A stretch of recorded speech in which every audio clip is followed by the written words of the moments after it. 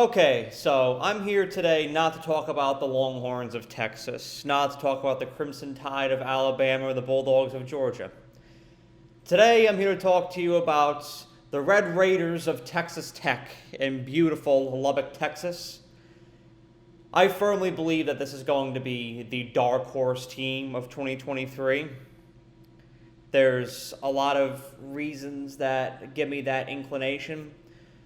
First off, being their head coach, Joey McGuire. When it comes to any team, buy-in is such a major component of success. And the feel right now is that players are unanimously buying into Joey McGuire. They're completely invested in him, his regime, his vision for the team these next several years, and this year, 2023. And I really think you're going to start to see that on the field. You saw it towards the end of the season last year, and Texas Tech's resilient win against Oklahoma, and of course the bowl win against Ole Miss. They finished with a lot of momentum, and it seemed like things were really starting to gel for Texas Tech down the line.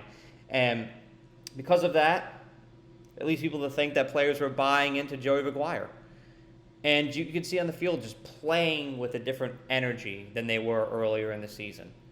Let's talk about earlier in the season last year. So it was Joey McGuire's first year as head coach for Texas Tech. And as I've talked about in previous videos, for most coaches, the vast majority, the first year is a little choppy. Now, you see some glimmers of success. You see some inklings of promise. And then there's those days that just hurt, man. There's them demoralizing losses where like you just want to go to Applebee's after and just get like a Budweiser on draft and just sit there at the bar, eat some peanuts, and just be like, man, what happened? And that was the Baylor game last year for Texas Tech.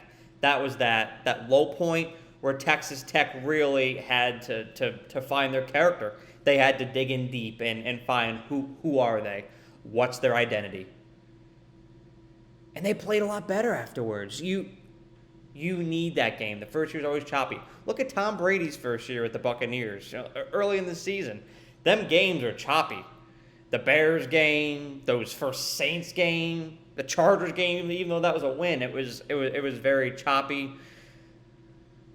And then something clicked late in the season, and the momentum just took off.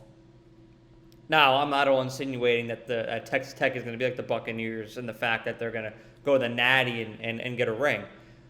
But conceptually, I feel like they're that kind of team that starts choppy, finds that rhythm, and then they're great from then on. You saw that last season, and I think that momentum that they dug into last year, that they found last year, I think it's going to translate into this year.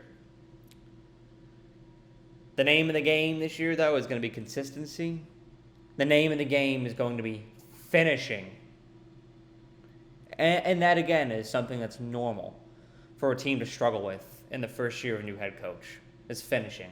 The fourth quarter was rough last year for Texas Tech. I was going through and looking at some of their games last year. I got my trusty notepad right here. I was looking through the plot and the course of some of their games last year. And look at that Oklahoma State game that they had. They were only down by 3 going into the fourth quarter, and they lost 41-31. So they had Oklahoma State by the neck, and they just let go. Kansas State, they were tied going into the fourth quarter. They lost 37-28. So again, the wheels just fell off. Texas Tech just didn't finish. And then this one's kind of painful, but it also gives Texas Tech a sense of hope and a sense of confidence. They're up by 4 on those Horned Frogs of TCU that went to the national championship last year. They're up by 4 on them going to the fourth quarter. They, of course, lost that game as TCU went undefeated in the regular season. It hurts, but it's also positive, too, because they hung with an eventual national championship contender. Those were 3 games that if Texas Tech just executed a little bit better in the fourth quarter, they They could have been a New Year's Six team last year. So what I'm saying is, don't expect Texas Tech to go to the national championship. But if they go to a New Year's Six game, don't be shocked, because it comes down to those fourth quarters. It comes down to execution. It comes down to consistency.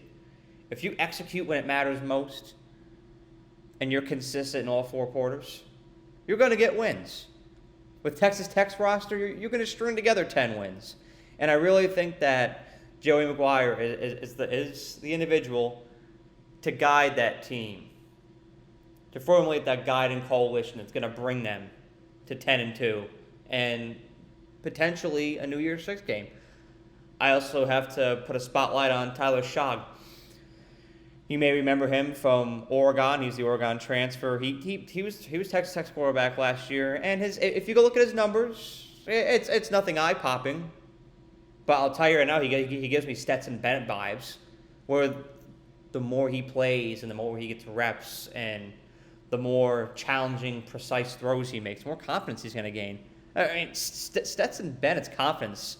Now, I remember watching Stetson Bennett play Alabama in 2020, and I was like, oof, who's this guy? This is rough for you. You probably won't see him again. He has 2 rings now, and he led Georgia to both of those national championships, especially last year. Stetson Bennett looked like a different individual last year, and it's because his confidence was peaking. And I really think Tyler Shogg is one of those guys that the more he performs, he's going to get into a rhythm, and he's going to continue to perform better. And I think you'll see it just feels right. This year could potentially be Texas Tech's best team since 2008. It just seems like all the ingredients are coming together. If it congenializes the way that I feel it's going to, I could easily see 10 wins for this team. You've got head coach, players are buying into. You've got a competent quarterback that I think it's a higher ceiling than a lot of people think. And a team, a receiving core, a very dynamic receiving core, and amazing offense. I mean, that offense averaged 461 yards per game last year. It's only going to improve this year. The ingredients are there. It's going to come down to consistency. It's going to come down to capitalizing opportunity. And it's going to come down to finishing in those fourth quarters. Where Texas Tech unraveled last year, they had it there. They had those games won. They just melted down the fourth quarter. You capture those fourth quarters, I think you see a New Year's Six game out of these Texas Tech Red Raiders. You heard it here first. Don't say I didn't warn you. Have a great day. Thank you so much for watching this video.